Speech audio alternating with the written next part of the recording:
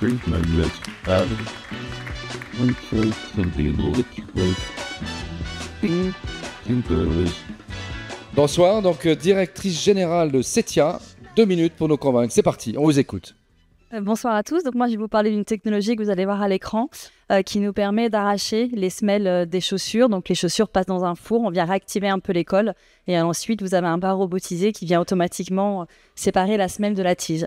Donc cette solution, elle nous permet de commencer à créer des gisements de matière pour pouvoir aller derrière chercher les solutions éventuellement de recyclage pour pouvoir en faire, si possible, des nouvelles semelles. En tout cas, c'est le Graal que certains acteurs du sport cherchent.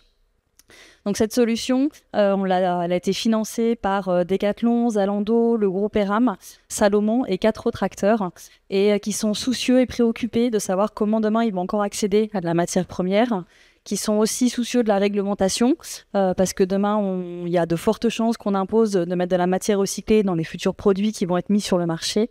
Et puis également parce qu'ils ont pris aussi des engagements environnementaux et qui cherchent à réduire leur impact environnemental et d'intégrer de la matière recyclée dans ces futures chaussures. Ça peut diviser par 2 le poids environnemental d'une chaussure.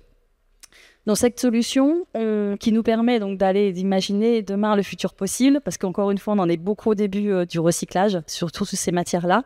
On l'a couplé à une autre solution qui nous permet d'identifier automatiquement les modèles de chaussures qui demain vont arriver chez des collecteurs trieurs. Donc grâce à l'intelligence artificielle, à la reconnaissance d'image, une chaussure abîmée, dégradée, souillée, on la met sur un convoyeur, on la prend en photo et on va arriver à la faire matcher avec le modèle de chaussure sous réserve qu'il ait été préalablement enregistré dans une base de données.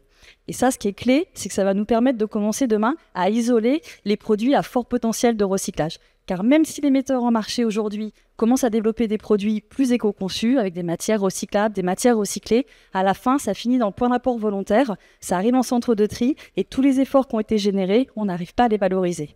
Donc grâce à ce système de détection automatique des modèles de chaussures, on va arriver à isoler très vite les chaussures qui ont le plus fort potentiel de recyclabilité.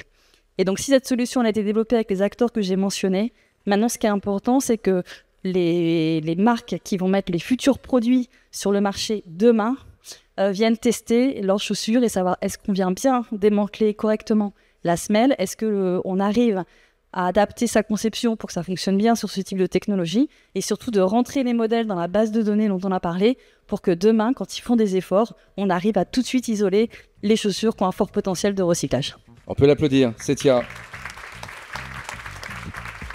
Question de Karine Kroos, Carrefour. Oui, chez Carrefour, on essaie de recycler plein de choses et le nerf de la guerre, c'est d'avoir des volumes. Donc, comment vous faites pour récupérer des chaussures usagées? Comment vous faites les points de collecte, la rémunération éventuelle de clients? Alors le Setia, c'est un centre technologique, on met au point les solutions technologiques, on n'est pas centre de collecte, on met au point ces technologies pour que demain, elles soient intégrées chez les collecteurs trieurs. Aujourd'hui, les marques que j'ai mentionnées viennent avec leur gisement qu'elles ont collecté la plupart du temps dans leur magasin ou par des retours clients. Elles viennent avec leur gisement, elles expérimentent sur la plateforme, on commence à avoir des volumes avec elles et elles repartent en fait avec leurs tiges, avec leurs semelles et elles cherchent des solutions de valorisation des semelles parce qu'il y a après tout un programme de R&D à faire parce que c'est pas parce qu'on a des semelles en TPU, il faut derrière aller les broyer, ça c'est facile, mais il faut trouver des solutions pour les recycler. Et donc, vous avez des engagements en volume de la part de ces différentes marques de vous apporter des volumes? Oui, en fait, dans le cofinancement du programme, elles ont des journées dédiées maintenant d'usage de la plateforme. Donc, en fait, elles ont 2 jours d'accès par mois pour pouvoir envoyer leurs chaussures et pouvoir, elles, se collecter du gisement et qu'on trouve derrière les solutions. Et aujourd'hui, c'est une version pilote, ce que vous avez vu. C'est une seule technologie, on a parlé d'arrachage, on a une solution de découpe parce qu'il y a des chaussures qui sont collées, il y a des chaussures qui sont injectées. Voilà, il y a plusieurs technologies, donc on a d'autres technos dont je n'ai pas parlé. Mais par contre, aujourd'hui, on passe que 800 chaussures par jour sur un pilote. Vous l'avez vu, le bras, il prend 2 chaussures. On aurait très bien pu imaginer d'avoir un four beaucoup plus grand, d'avoir 4, 10 chaussures qui passent. Et un bras, un robot, ça va très vite. Là, c'était plutôt lent. Il peut venir arracher et sortir. C'est une version pilote qui nous permet en fait de démontrer une faisabilité technique et économique parce que voilà, le sujet aussi, c'est de trouver une rentabilité à ces opérations. C'est pour ça qu'on les automatise le plus possible. C'est pour ça qu'on met beaucoup d'intelligence artificielle aussi pour essayer de sortir du manuel. Essayez de répondre rapidement parce qu'il y a plein de questions. Renan Olagnier. Oui, vous avez parlé beaucoup de la semelle et de sa recyclabilité. Qu'est-ce qu'on fait du reste de la chaussure? Alors, très bonne question, ça. Dans une chaussure, il peut y avoir jusqu'à 40 matières différentes. La semelle, ça représente 50% du volume. Donc, on a dit, on s'attaque à la semelle, on essaye. La semelle, elle est parfois monomatière, mais parfois non. Elle est bicomposant aussi. Et quand elle est monomatière, elle n'est pas toujours dans une matière recyclable. Donc on voit bien que c'est petit.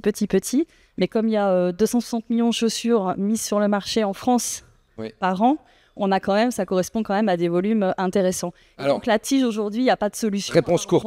Emmanuel Bahuot, Sport 2000, il y a plein de chaussures de sport là, qui Il y a portent plein la de benne. chaussures de sport et chez Sport 2000, on a une opération qui s'appelle Vieilles chaussures depuis des années où on fait et on récupère effectivement les chaussures au niveau des magasins et on les recycle derrière. Et moi, ce qui m'intéresse, c'est que donc on est dans le sport, on fait des grandes collectes nationales, on vient de faire d'articles de sport et loisirs, donc on est assez avancé dans le domaine. Moi, ce que je trouve intéressant, et on en discutera toutes les deux, c'est le côté amont par rapport aux retailers et des partenariats que vous faites aussi avec les marques. Et là, ça peut être intéressant. Donc la question, des charges. La question, c'est quoi? La question, c'est on se voit tout à l'heure et on en reparle. Très bien, pas de question. Richard, donc Naturalia. Oui. Ils ne vendent pas de chaussures encore? Non, pas encore. Mais... Non, pas encore. Non, c'est juste sur le recyclage des chaussures. Vous évoquiez de réutiliser la matière première pour faire d'autres chaussures notamment. Je me pose la question de l'impact environnemental global. Ces chaussures en général viennent d'Asie et ainsi de suite, un peu par la pointe. Ça veut dire reproduire en France dans une chaîne de production par la suite? Alors, il y a plusieurs questions de votre question. Oui, plusieurs questions longues, mais réponse courte, s'il vous plaît. Bon, au niveau des matières, l'impact environnemental, il est forcément réduit très fortement parce que quand vous allez extraire la matière, c'est ce qui coûte le plus cher au niveau de l'impact environnemental, c'est vraiment l'extraction et la transformation. Donc quand on fait du recyclé, il y a quand même de fortes chances que sur le coût global, voilà, ça peut pas. Maintenant, oui, c'est un gros sujet pour certains que j'ai mentionnés. La relocalisation, en tout cas la production. Alors, on fera pas tout, on va pas faire toutes les chaussures évidemment en France, mais il y a des usines comme Chamatex qui fait aussi des choses automatisées. Donc, il y a aussi... Modèle économique, comment vous gagnez votre vie? Ah oui, alors nous on est un centre. Rapidement, hein. Nous on est un centre on développe des technologies. On est une société. Vous vendez les technos? Oui, alors on les. Au retailer, par exemple. Alors on développe des technologies. Combien ça coûte? La R&D, le programme sur la chaussure, c'est 1 million d'euros.